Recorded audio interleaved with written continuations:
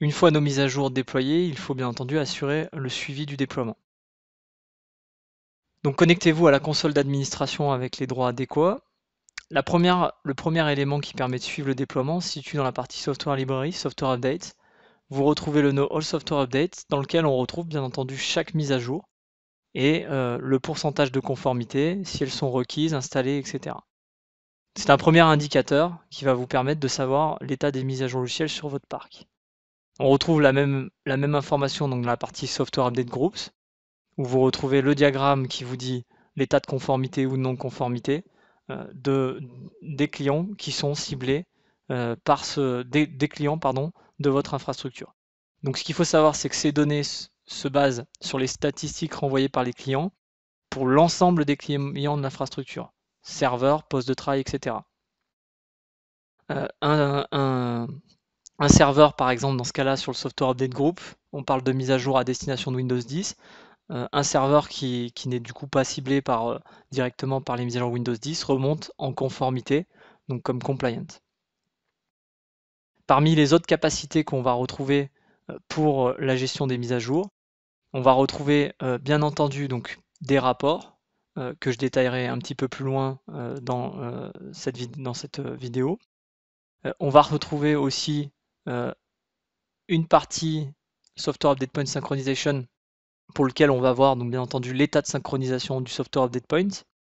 Le nœud Deployments va nous donner un état donc des différents déploiements. Donc par exemple là je retrouve mes différents déploiements associés et je vais pouvoir exécuter le résumé pour voir quel est l'état éventuellement de conformité de mon déploiement vis-à-vis des clients qui sont ciblés.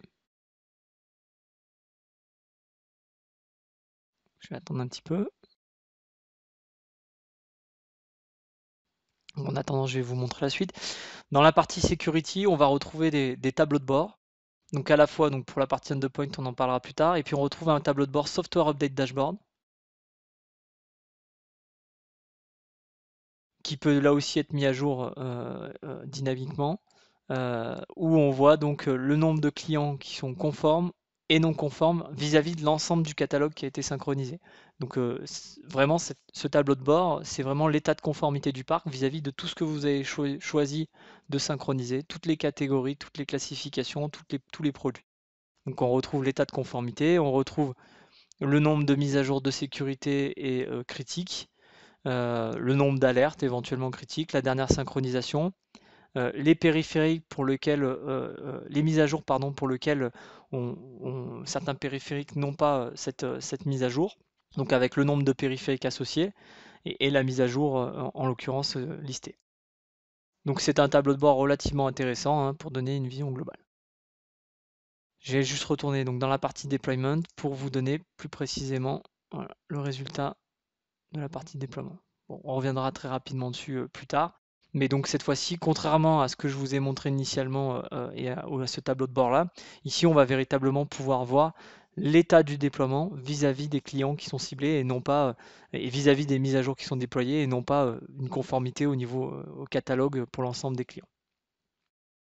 Donc autre moyen de suivre les mises à jour, donc c'est directement sur le client. Donc les mises à jour ont été déployées sur ce client-là. Je vais simplement forcer la récupération donc des stratégies et l'évaluation des déploiements de manière à accélérer un petit peu pour la vidéo. Et donc en ouvrant la partie Software Center, je vais pouvoir donc lister, une fois que les stratégies ont été récupérées, les mises à jour que le poste de travail doit installer. Donc au bout de quelques minutes, on voit apparaître donc les mises à jour logicielles. On a une notification qui apparaît pour lequel on peut voir les différentes mises à jour qui doivent être installées. On les retrouve bien entendu dans le Software Center dans la partie Updates. Dans mon cas, je ne sais pas si vous vous souvenez, mais j'avais créé un déploiement qui était disponible et qui devenait obligatoire au bout d'un certain temps. Donc on peut initier l'installation forcée des mises à jour. Ce qui va être intéressant, donc on a des notifications qui apparaissent, ce sont là aussi dans les logs Dans les fichiers de journalisation du client, dans CCM logs, dans la partie, dans le dossier Windows, on va retrouver des logs updates deployment, updates handler, update store et WUA handler. Donc WUA handler, update store, ce sont des logs qui sont des fichiers de journalisation qui sont principalement utilisés pour l'analyse et l'évaluation de la liste des mises à jour de logiciels sur le poste de travail. Par contre, la partie update deployment, pardon, elle fournit des informations sur l'installation et le déploiement des mises à jour en elles-mêmes. Donc avec par exemple, là, on voit le pourcentage d'installation 80-85%. Et puis bien entendu, on retrouve aussi le log présent dans CWindows qui s'appelle windowsupdate.log, qui est lisible par défaut sur Windows 7, Windows 8 et sous Windows 10 qui doit être généré via PowerShell en exécutant la commande. Donc la commande get Windows update log, voilà, qui du coup génère un fichier de journalisation sur le bureau. Donc on va pouvoir ensuite lire une fois la génération terminée. Donc l'installation a lieu. Ce qu'il faut savoir, c'est que le client SCCM ne remontera pas d'état de conformité tant que la mise à jour ne sera effectivement pas installée. Donc si par exemple la mise à jour requiert un redémarrage, il faudra que la mise à jour et que le système ait redémarré de manière à ce que l'état de conformité remonte sur la partie serveur. Donc voilà, donc là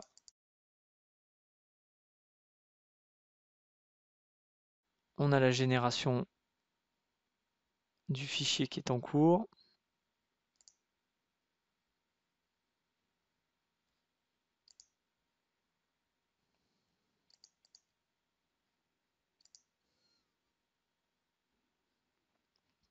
Et donc une fois le fichier généré, vous allez pouvoir lire le fichier windowsupdate.log sur le bureau.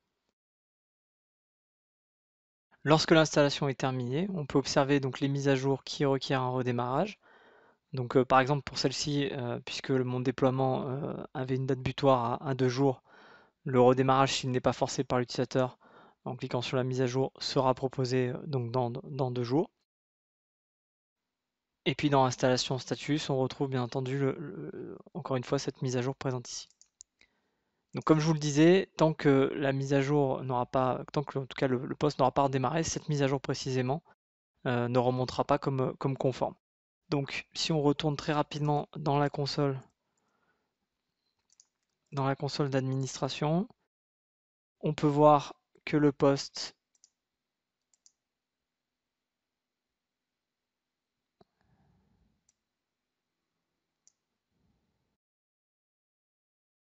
remonte comme requis concernant la mise à jour.